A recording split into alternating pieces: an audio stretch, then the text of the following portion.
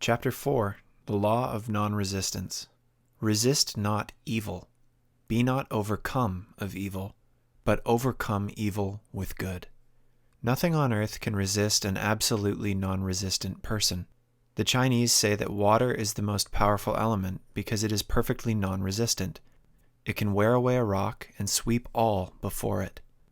Jesus Christ said, "Resist not evil," for he knew in reality there is no evil, therefore nothing to resist.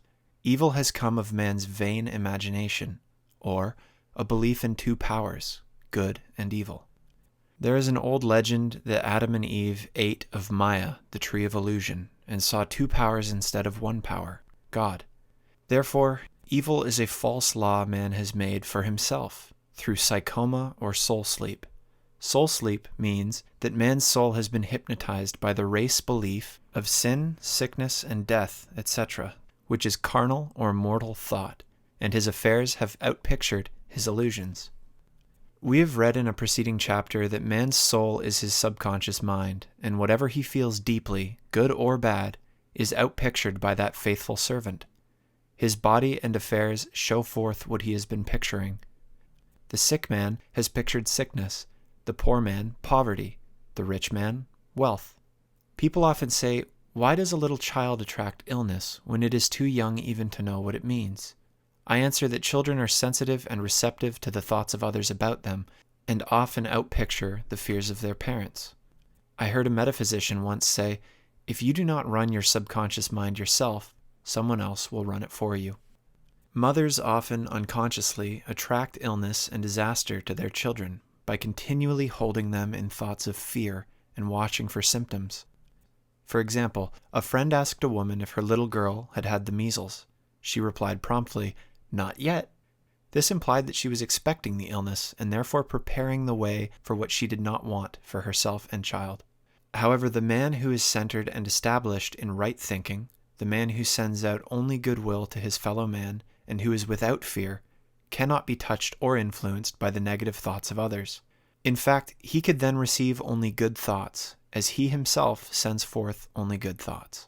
Resistance is hell, for it places man in a state of torment. A metaphysician once gave me a wonderful recipe for taking every trick in the game of life. It is the acme of non-resistance. He gave it in this way. At one time in my life, I baptized children, and of course, they had many names. Now I no longer baptize children, but I baptize events. But I give every event the same name. If I have a failure, I baptize it success, in the name of the Father, and of the Son, and of the Holy Ghost. In this we see the great law of transmutation, founded on non-resistance. Through his spoken word, every failure was transmuted into success. For example, a woman who required money, and who knew the spiritual law of opulence, was thrown continually in a business way with a man who made her feel very poor. He talked lack and limitation, and she commenced to catch his poverty thoughts, so she disliked him and blamed him for her failure. She knew in order to demonstrate her supply, she must first feel that she had received. A feeling of opulence must precede its manifestation. It dawned upon her one day that she was resisting the situation and seeing two powers instead of one. So she blessed the man and baptized the situation success. She affirmed, "As there is only one power, God, this man is here for my good and my prosperity," just what he did not seem to be there for.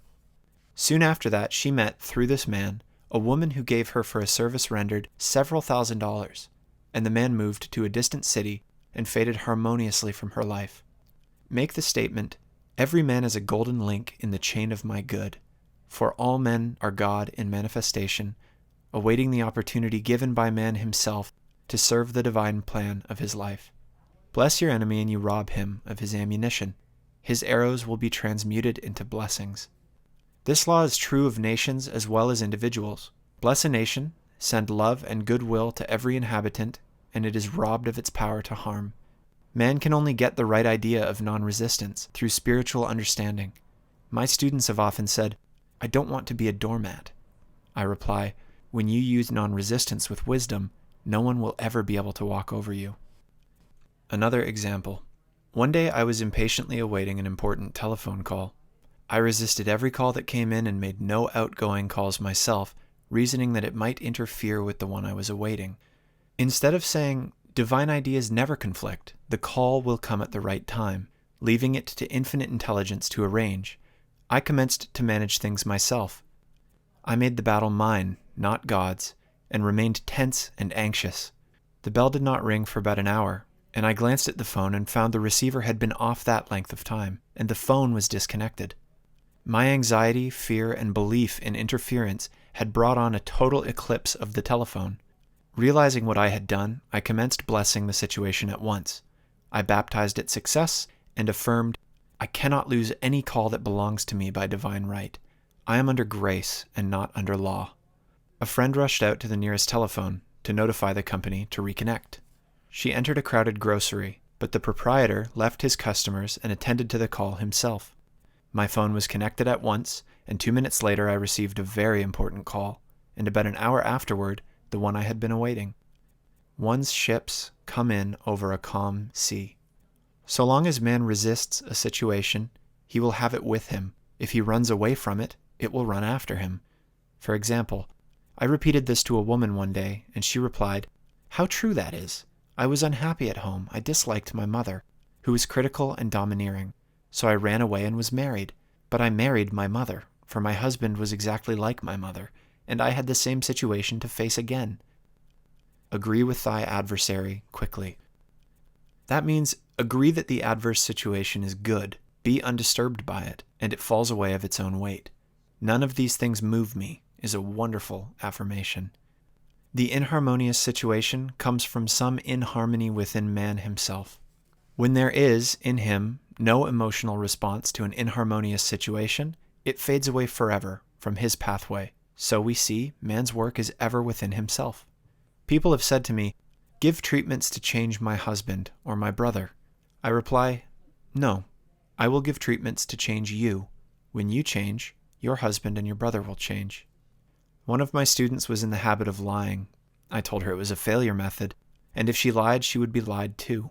She replied, "I don't care. I can't possibly get along without lying." One day she was speaking on the phone to a man with whom she was very much in love. She turned to me and said, "I don't trust him. I know he's lying to me." I replied, "Well, you lie yourself, so someone has to lie to you, and you will be sure it will be just the person you want the truth from." Sometime after that I saw her, and she said, "I'm cured of lying." I questioned, "What cured you?" She replied, "I have been living with a woman who lied worse than I did." One is often cured of his faults by seeing them in others. Life is a mirror, and we find ourselves reflected in our associates. Living in the past is a failure method and a violation of spiritual law. Jesus Christ said, "Behold, now is the accepted time. Now is the day of salvation." Lot's wife looked back and was turned into a pillar of salt. The robbers of time are the past and the future. Man should bless the past and forget it if it keeps him in bondage, and bless the future, knowing it has in store for him endless joys, but live fully in the now. For example, a woman came to me complaining that she had no money with which to buy Christmas gifts. She said, "Last year was so different. I had plenty of money and gave lovely presents, and this year I have scarcely a cent." I replied, "You will never demonstrate money while you are pathetic and live in the past. Live fully in the now, and get ready to give Christmas presents. Dig your ditches, and the money will come." She exclaimed, "I know what to do. I will buy some tinsel twine, Christmas seals, and wrapping paper." I replied, "Do that, and the presents will come and stick themselves to the Christmas seals."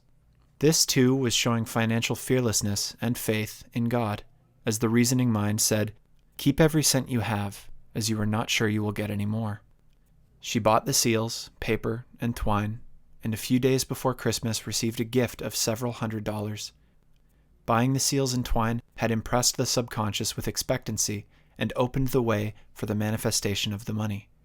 She purchased all the presents in plenty of time. Man must live suspended in the moment.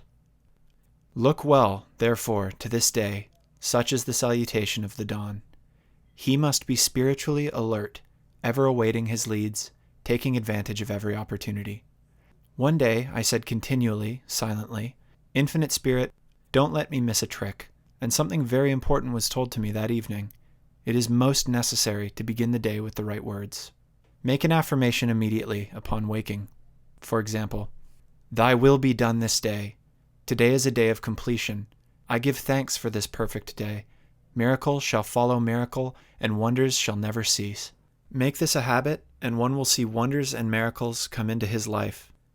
One morning, I picked up a book and read, "Look with wonder at that which is before you." It seemed to be my message for the day, so I repeated again and again, "Look with wonder at that which is before you." At about noon, a large sum of money was given to me, which I had been desiring for a certain purpose. In a following chapter, I will give affirmations that I have found most effective. However, one should never use an affirmation unless it is absolutely satisfying and convincing to his own consciousness, and often an affirmative is changed to suit different people. For example, the following has brought success to many. I have a wonderful work. In a wonderful way, I give wonderful service for wonderful pay. I gave the first 2 lines to one of my students, and she added the last 2. It made a most powerful statement, as there should always be perfect payment for perfect service, and a rhyme sinks easily into the subconscious. She went about singing it aloud, and soon did receive wonderful work in a wonderful way, and gave wonderful service for wonderful pay. Another student, a businessman, took it and changed the word work to business. He repeated, "I have a wonderful business in a wonderful way, and I will give wonderful service for wonderful pay." That afternoon he made a $41,000 deal, though there had been no activity in his affairs for months. Every affirmation must be carefully worded and completely cover the ground. For example, I knew a woman who was in great need and made a demand for work. She received a great deal of work, but was never paid anything. She now knows to add wonderful service for wonderful pay. It is man's divine right to have plenty, more than enough. His barns should be full and his cup should flow over. This is God's idea for man, and when man breaks down the barriers of lack in his own consciousness, the golden age will be his, and every righteous desire of his heart fulfilled.